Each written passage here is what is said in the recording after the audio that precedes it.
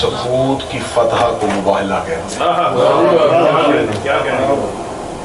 یہ خاموش رہ کے بھی اللہ منوا سکتے ہیں۔ ہر جنگ تلوار سے نہیں ہوتی، ہر جنگ تیر سے نہیں ہوتی۔ آل محمد نے مباہلہ میں اپنی صداقت کو تلوار سے نہیں منوایا۔ رسالت مآب جیسی شخصیت موجود تھی جو معجزہ دکھا سکتی تھی، مباہلہ معجزے سے فتح نہیں ہوا۔ حیدر کرار جیسی ہستی موجود تھی جو تلوار کھینچ سکتی تھی، مباہلہ طاقت سے فتح نہیں ہوا۔ حسن اور حسین جیسے امام موجود تھے جو زمین کو حکم کرتے زمین پھٹ سکتی تھی، لیکن مباہلہ عذاب سے فتح نہیں ہوا، مباہلہ بطول کی خاموشی سے فتح ہوا۔ کیونکہ میری کوشش ہوتی ہے کہ بچوں کو جس دن کے حوالے سے ہو اس کا تھوڑا سا پس منظر بیان کر کے جو چیزیں آپ روٹین میں سنتے ہیں اس سے ہٹ کے کوئی نئے زاویے، کوئی نئے نقطے آپ کی سماعتوں کو ہدیہ۔ مباہلہ کا جو پس منظر پڑھا جاتا ہے پہلے میں وہ پڑھ دیتا ہوں، پھر اس میں سے کچھ زاویہ آپ کے سامنے۔ نجران ایک علاقہ ہے، نصارہ وہاں پہ رہتے ہیں۔ نصارہ انہیں کہتے ہیں جنہیں ہم آج کے دور میں عیسائی کہتے ہیں۔ رسول کے دور میں یہود و نصارہ کہا جاتا ہے۔ قرآن میں بھی جہاں لفظ آیا وہ یہاں یہود و نصارہ کا لفظ آیا۔ یہود یہودیوں کے لیے جو حضرت موسیٰ کو مانتے تھے، اور نصارہ عیسائیوں کے لیے جو حضرت عیسیٰ کو مانتے تھے۔ نصارہ وہاں پہ رہتے تھے، اور صرف نصارہ وہاں آباد نہیں تھے۔ جیسے مسلمانوں کا مرکز مکہ تھا، نصارہ کا مرکز نجران تھا۔ حضرت عیسیٰ کے جانے کے بعد مذہب نصارہ میں نبوت نہیں ہے، لیکن مذہب نصارہ میں عیسیٰ کے حوارین موجود رہے۔ ہر دور میں جناب عیسیٰ کا کوئی نہ کوئی ایسا حواری موجود ہوتا تھا جو عیسیٰ کے ماننے والوں کو مذہبی طور پہ رہنمائی کرتا تھا۔ اور وہ جو عیسائیوں کا پیشوا ہوتا تھا، جو ان کا رہنما ہوتا تھا، وہ رہنما یہ پادری اکٹھے ہو کے نہیں چنتے تھے، یہ اس کا انتخاب کرتے تھے جو یہ دعویٰ کر سکتا تھا کہ میرا عیسیٰ سے توسل ہے، میں عیسیٰ سے جب چاہوں بات کر سکتا ہوں۔ پھر جسے یہ چن لیتے تھے وہ اپنے آپ کو مخلوق سے ہٹا دیتا تھا اور اپنے آپ کو اپنے عبادت خانے میں محفوظ کر لیتا تھا، اور سال میں ایک دفعہ وہ باہر آتا تھا۔ جب وہ دنیا سے جانے لگتا تھا تو وہ جاتے ہوئے اپنے اگلے نمائندے کا اعلان کر کے جاتا تھا۔ اب رسول کے دور میں جو نجران کا اس وقت کا عیسائیوں کا پیشوا تھا، اس کا نام عبد المسیح تھا، اور کتابیں کہتی ہیں 150 سال کے لگ بھگ اس کی عمر تھی۔ اس کے نیچے جتنے عیسائیوں کے پیشوا تھے وہ سب پادری تھے۔ پادری اپنے اپنے عبادت خانوں میں عیسائیوں کو تعلیم دیتے تھے، لیکن جو پادریوں کو تعلیم دیتا تھا وہ عبد المسیح تھا۔ جب رسالت مآب نے مکہ میں اسلام پھیلایا تو رسالت مآب نے اپنے قریب کے جتنے علاقے تھے ان میں اسلام قبول کرنے کے بادشاہوں کو خط لکھے۔ تو رسالت مآب نے ایک خط جو ہے وہ نجران کے عبد المسیح کے نام لکھا۔ میں مباہلہ کی تھوڑی تاریخ آپ سے عام کر دیا جاتا ہے کہ نصارہ کے کچھ عیسائی آئے تھے، کچھ پادری گئے تھے، پادری نہیں آئے تھے۔ رسالت مآب نے خط لکھا، وہ خط جو ہے وہ عبد المسیح کے نام تھا۔ جو ہی نجران خط پہنچا رسالت مآب کا اسلام کے قبول کے لیے، تو انہیں تو پتا تھا کہ ہمارا جو نجران کا عبد المسیح جو سب سے بڑا پادری ہے، جو عیسیٰ کا نمائندہ ہے، جو حضرت عیسیٰ کا حواری ہے، وہ سال میں ایک مرتبہ باہر آئے گا۔ لیکن ایسا ہوا کہ سال مکمل نہیں ہوا تھا اور عبد المسیح نے اس عبادت خانے کا دروازہ کھولا۔ جو ہی عبادت خانے کا دروازہ کھولا تو جتنے پادری تھے انہوں نے سمجھا کہ شاید کوئی ایسا ہنگامی اعلان ہے جس کے لیے اس نے سال پورا ہونے کا انتظار نہیں کیا اور عبادت خانے کا دروازہ کھول دیا۔ پادریوں نے اپنی اپنی عبادت گاہیں چھوڑی، قوم نہیں صرف پادری اکٹھے ہوئے اور اس دیر کی طرف بھاگے جہاں پہ وہ عبد المسیح رہتا تھا۔ اس کے پاس جا کے انہوں نے کہا کہ اے عیسیٰ کے نمائندے، عیسیٰ کے ہماری، ایسا کیا ہوا کہ سال مکمل ہونے سے پہلے تو نے دروازہ کھولا؟ 150 کے سال لگ بھگ اس کی عمر، اس نے اپنے ابو کو اٹھایا اور اٹھا کے کہنے لگا مجھے بتاؤ نجران میں کسی کا کوئی قاصد آیا ہے؟ نجران میں کوئی قاصد آیا جس نے کسی کا کوئی خط دیا؟ انہوں نے کہا خطوط تو بہت سے آتے ہیں، تو کس خط کی بات کر رہا ہے؟ اس نے کہا رات میں عبادت میں مصروف تھا، یا مجھے عیسیٰ نبی کی آواز آئی، تو میری عبادت کر رہا ہے اور تو جانتا نہیں کہ احمد آ چکا ہے۔ وبشر الرسول یاتی من بعدہ اسمہ احمد۔ حضرت عیسیٰ دنیا سے جاتے ہوئے ایک اعلان کر کے چلے گئے تھے کہ میرے بعد ایک آئے گا جس کا نام احمد ہوگا، محمد کا نام جو ہے نہیں، احمد کا نام قرآن میں، وہ احمد آئے گا، بشارت دے کے چلے گئے۔ اور میرے ایک معصوم امام سے کسی بندے نے پوچھا تھا کہ حضرت عیسیٰ اور رسالت مآب کے درمیان یہ جتنے سال بنتے ہیں، اتنے سالوں میں جتنے لوگ مر گئے وہ جنت میں جائیں گے یا جہنم میں جائیں گے؟ تو امام نے مسکرا کے فرمایا کہ عیسیٰ جاتے ہوئے اعلان کر کے گئے تھے کہ میرے بعد احمد آئے گا، جو احمد کے انتظار میں مر گئے وہ جنت میں جائیں گے۔ جنہوں نے حجت کا انتظار کیا، حجت کا انتظار بھی عبادت ہے، حجت کی راہ دیکھنا بھی عبادت ہے۔ انہوں نے حجت کا رستہ دیکھا، وہ احمد کے انتظار میں تھے، وہ جنت میں جائیں گے۔ اب یہ کیونکہ یہ بھی منتظر احمد تھا، یہ بھی احمد کے انتظار میں۔ انہوں نے کہا خط تو آیا ہے، اس نے کہا اگر خط آیا ہے تو اس دور میں بہت سے لوگ جھوٹے نبوت کے دعوے کرتے تھے، آئے روز کہیں نہ کہیں سے پتہ چل جاتا تھا کہ وہاں سے کسی نے کہہ دیا کہ میں احمد ہوں، وہاں سے کسی نے کہہ دیا میں احمد ہوں، وہاں سے کسی نے کہہ دیا میں احمد ہوں۔ اس نے کہا کہ اگر یہ سچا احمد ہے تو پھر اس کا انتظار نہیں کرنا، ہمیں خود مکہ جانا چاہیے۔ پادریوں نے کہا ٹھیک ہے کہ وفد ترتیب دیتے ہیں، وفد بھیجتے ہیں۔ اس نے کہا وفد نہیں، مجھے خود جانا۔ انہوں نے کہا تو اتنا بڑا ہمارے مذہب کا پیشوا ہو گئی، یہ ہماری توہین ہے کہ تو خود چل کے جائے۔ اس نے کہا جو میں کہوں میری بات پہ صرف لبیک کہنا ہے، مجھے بحث نہیں کرنی، مجھے خود جانا پڑے گا۔ عبد الوسیع کے لیے سواری کا اہتمام کیا، اور کتابیں کہتی ہیں کہ 2 مرتبہ رستے میں اولاد نے اسے روکا، لیکن اس نے ضد کی کہ مجھے خود جانا ہے، اور سواری مکہ کی طرف بڑھنی شروع ہو۔ جو ہی مکہ پہنچا تو جو پادری تھے وہ اس کے آنے پہ خوش نہیں تھے۔ تھوڑی سی پس منظر بیان کر رہا ہوں۔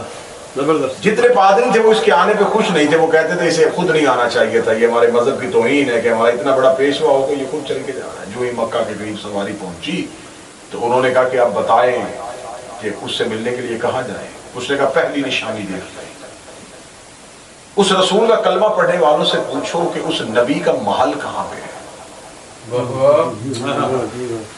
اگر تو اس کا بادشاہوں کی طرح محل ہے تو مجھے یہیں سے واپس لے جاؤ، کیونکہ آسمانی کتابیں کہتی ہیں جو آخری نبی ہوگا وہ بادشاہ بن کے نہیں آئے گا، بسم اللہ۔ اگر تو اس کا محل ہوگا، اس کے آگے پیچھے دربان ہوں گے تو پھر مجھے واپس لے جانا، ملاقات کا کوئی فائدہ نہیں۔ پتا چلا کہ رسول کا کوئی محل، ان کا کوئی محل نہیں، مسجد کے ساتھ ایک گھر ہے، اس گھر میں وہ رہتے ہیں۔ اگر ان سے ملاقات کرنی ہو، انہوں نے کہا جی ملاقات کے لیے ایک ہی جگہ مسجد، جو اللہ کا گھر ہے، جو بھی مہمان آتے ہیں، جو بھی وفد آتے ہیں، وہ لوگ مسجد میں بیٹھتے ہیں اور مسجد میں رسالت مآب سے ملاقات کر لیتے ہیں۔ جہاں زمین پہ وہ خود بیٹھتا ہے وہی مہمانوں کو بٹھاتا ہے، جو خود کھاتا ہے۔ خیمے لگ چکے تھے، اس نے کہا کہ اس سے ملاقات کرنے کے لیے نکلتے ہیں، زرق برق لباس، ریشمی کپڑے، ہاتھوں میں سونے کی انگوٹھیاں، گلے میں سونے کے لاکٹ، خود کو تیار کرنے کے بعد یہ مسجد نبی کے باہر پہنچے۔ مسجد نبی کے باہر پہنچ کے ایک صحابی سے کہا کہ رسول سے کہو کہ ہم تم سے ملنا چاہتے ہیں۔ رسالت مآب نے بغیر جواب دیے ہوئے اپنے حجرے کا پردہ گرا دیا۔ اب رسالت مآب کے گھر کے اندر جانے کی کسی صحابی کو اجازت نہیں تھی۔ اب یہاں تو رسول بتا کے جاتے ہیں کہ میں ملنا نہیں چاہتا، لیکن رسول نے حجرے کا پردہ گرا دیا، یہ باہر بیٹھے رہے، انتظار کرتے رہے، ابھی تھوڑی دیر بعد آئیں گے، پھر تھوڑی دیر بعد آئیں گے، رسول واپس باہر نہ آئے۔ آخر بلال سے پوچھا گیا کہ رسول کے نہ آنے کی وجہ کیا ہے؟ بلال نے کہا میں صحابی ہوں لیکن محمد کا مزاج نہیں جانتا، مزاج رسالت سوائے علی کے کوئی نہیں جانتا۔ امیر المومنین کی طرف عیسائیوں کے وفد کو بھیجا گیا، عبد المسیح نے جا کے کہا خلق عظیم کا مالک ہے تمہارا رسول، ملا کیوں نہیں؟ امیر المومنین نے فرمایا تمہارا زرق برق لباس، تمہارے ریشمی کپڑے، یہ تمہاری ملاقات کے راستے میں رکاوٹ ہے. رسول سادگی پسند ہے, سادہ لباس پہنو, نبی تم سے ملاقات کرے گا. انہوں نے سادہ لباس دے کے تن کیا. جب مسجد نبوی کے دروازے پہ گئے تو رسول خود انہیں لینے کے لیے دروازے پہ گئے. عبد المسیح بیٹھ گیا. عبد المسیح نے بیٹھتے ہی سب سے پہلا سوال جو رسول سے کیا, میں پوری ذمہ داری کے ساتھ پڑھنے لگا, اس نے پہلا سوال کیا کہ ہم آپ سے بعد میں پوچھیں گے کہ آپ نبی ہیں نہیں ہیں, آپ کے پاس نبوت ہے نہیں ہے, آپ کے پاس کوئی آسمانی کتاب اتری ہے نہیں اتری, وحی ہوتی ہے نہیں ہوتی, آپ کے متعلق کا سوال ہم بعد میں کریں گے. پہلے یہ بتاؤ آپ کا عیسیٰ کے بارے میں کیا کیا, کیونکہ وہ فطرت انسانیت کو سمجھتا.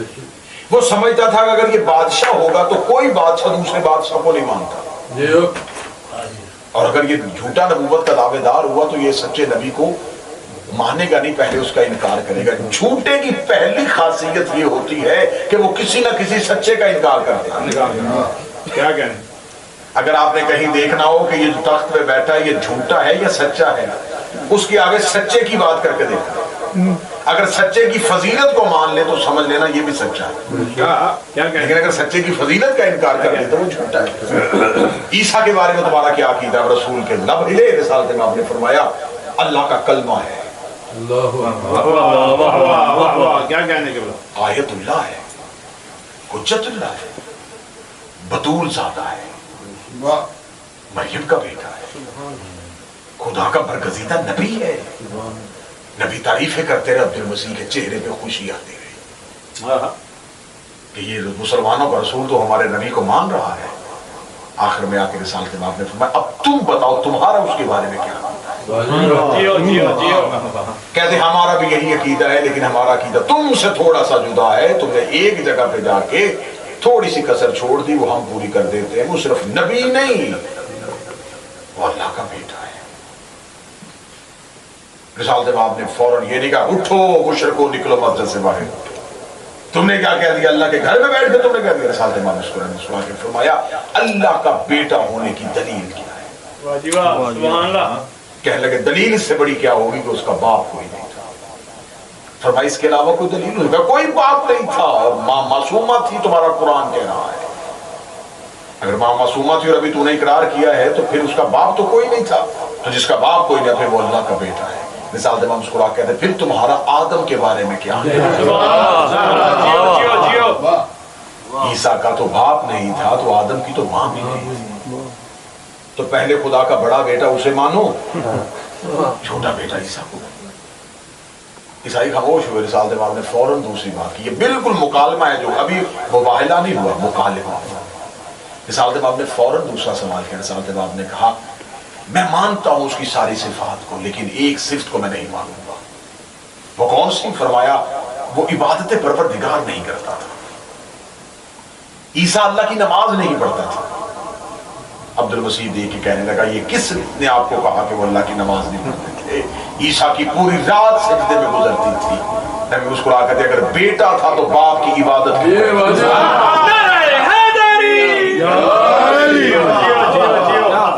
میں نے مباہلے کا پس منظر پڑھ دیا, اب میں راز پڑھنے لگا. یہ وہ تاریخ ہے جو آپ کو ہر کتاب سے مل جائے گی. اب جو آگے راز ہے وہ راز کا پہلا راز پڑھنے لگا. عبد المسیح پہلے دن مان گیا تھا کہ آپ اللہ کے نبی ہیں.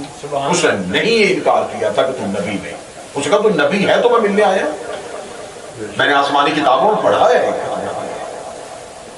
لیکن میں کسی صورت میں اس عقیدے سے اپنی قوم کو پیچھے نہیں ہٹنے دوں گا کہ اللہ کا کوئی بیٹا نہیں. میں اس موقف پہ قائم رہوں گا. تو اپنی نبوت منوانا چاہتا ہے منوا, ہم تجھے مان لیں گے. آج بھی آپ پوری دنیا کے مسیحوں سے جا کے پوچھ لیجئے, وہ رسول کی رسالت کو تو انکار نہیں کرتے. وہ یہ تو نہیں کہتے کہ رسول کا نہیں ہے. ہو سکا ہم یہ کہتے ہیں کہ تو اللہ کا نبی ہے, لیکن یہ نہیں کہنے دیں گے کہ عیسیٰ اللہ کا بیٹا ہے. اب رسول موجے سے نبوت تو منوا سکتا تھا. رسول یہ تو کہہ سکتا تھا کہ فلاں نبی نہیں میں نبی ہوں, لیکن یہ کیسے کہتا رسول کہ اللہ کا بیٹا ایسا نہیں ہے. رسالت امام نے اللہ کے واحد ہونے کی دلیل دی, اس کا کوئی بیٹا نہیں ہو سکتا, اس کی کوئی اولاد نہیں ہو سکتی. بار بار رسول کہتے رہے. 3 دن گزر گئے. جب 3 دن گزر گئے تو ایک دن جبریل نے آ کے رسالت ماں کے قدموں پہ ہاتھ رکھ کے کہا فمن حاجک فیہ من بعد ما جاءک من العلم، اگر یہ تیری اتنی آیتیں سننے کے بعد بھی نہیں مان رہے تو اب بحث نہ کرنا، فقل تعالوا ندعو ابناءنا وابناءکم، ان سے کہو یہ بیٹے لے کے آئیں ہم بیٹے لے کے آتے ہیں۔ میں نے پہلے کہا کہ پہلا راز اٹھانے لگا ابناءنا وابناءکم، عربی زبان سمجھنے والے اگر کوئی بیٹھے ہو تو خدا یہ کہہ سکتا تھا کہ یہ اپنے بیٹے لے کے ابناءنا وابناءک، یہ اپنے بیٹے لے کے آئے تو اپنے بیٹے لے کے آئے، یہ اپنی عورتیں لے کے آئے تو اپنی عورتیں، یہ اپنے نفس لے کے ابناءکم، خدا نے اپنے آپ کو ساتھ شامل کیا سبحان اللہ، کیونکہ انہوں نے انکار مصطفیٰ کا نہیں کیا تھا،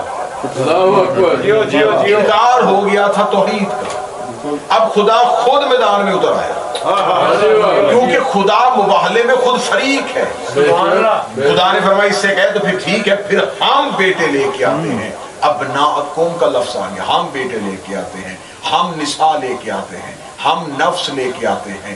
میرے مالک تو نے تو قرآن میں کہا ہے لم یلد ولم یولد، تیری اولاد کوئی نہیں، تو نے تو قرآن میں کہا زوجت اللہ فی غیر اللہ، اللہ کے ہاں تو کوئی بیوی نہیں ہوتی، تو نے تو خدا قرآن میں کہا ہے کہ خدا کی بیوی نہیں، خدا کا بیٹا نہیں، خدا کا کوئی بھی خاندان نہیں ہوتا، تو پھر تو نے یہ کیوں کہا؟ خدا نے فرمایا اس لیے کہ یہ دیکھنا چاہتے تھے، یہ کہہ رہے تھے بار بار دعویٰ کر رہے عیسیٰ اللہ کا بیٹا، عیسیٰ اللہ کا بیٹا۔ میں نے قرآن میں یہ کہا ہے کہ اللہ کا بیٹا نہیں ہوتا، لیکن اگر ان کے ذہنوں میں یہ تصور ہے کہ ہو سکتا تھا، تو اگر ہو سکتا تھا تو ایسوں کو لے گیا جن کو سامنے تصویر دکھا کے بتا دے کہ اگر اللہ کا کوئی بیٹا ہوتا تو ویسا نہ ہوتا، ایسا ہوتا۔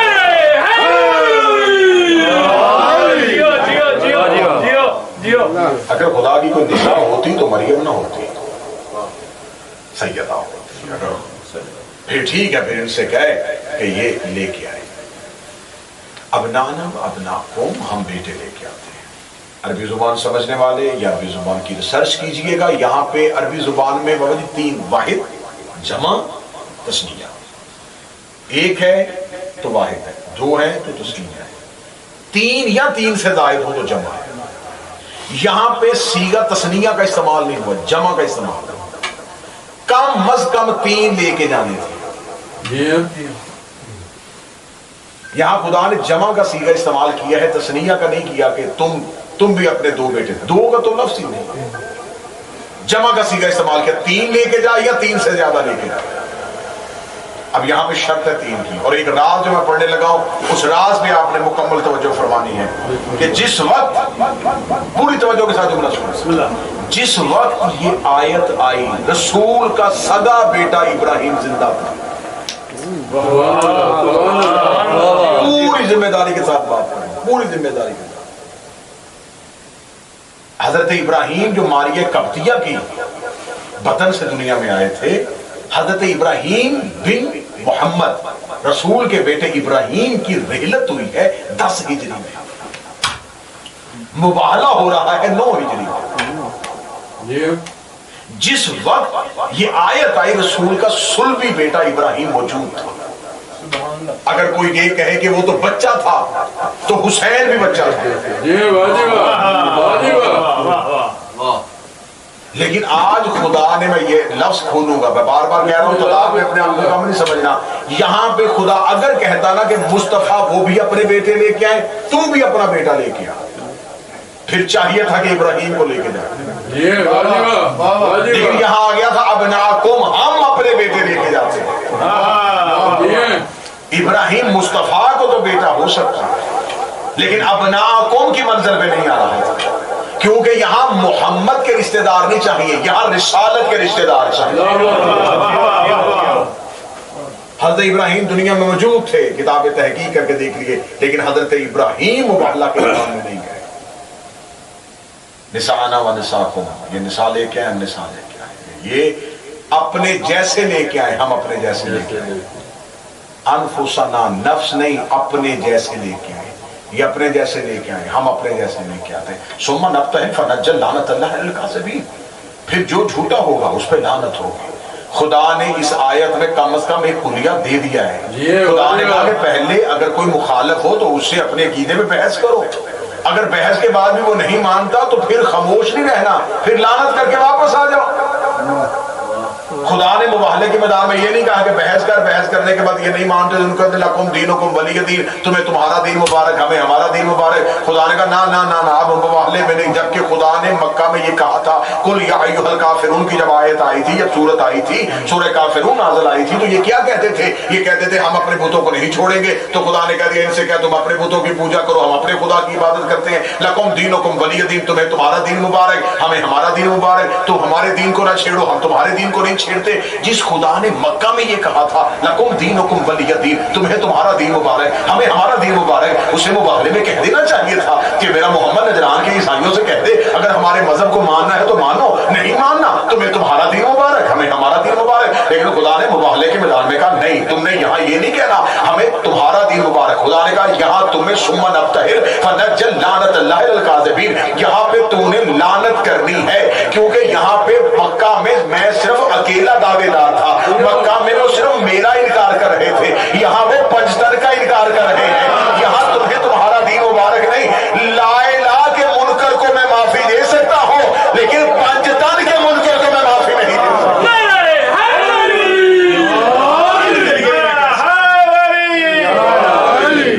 ان کے لیے نہیں میں کہہ سکتا، ان کے لیے میں قطعاً نہیں کہہ سکتا کہ میں یہ کہوں تمہیں تمہارا دین مبارک. سننا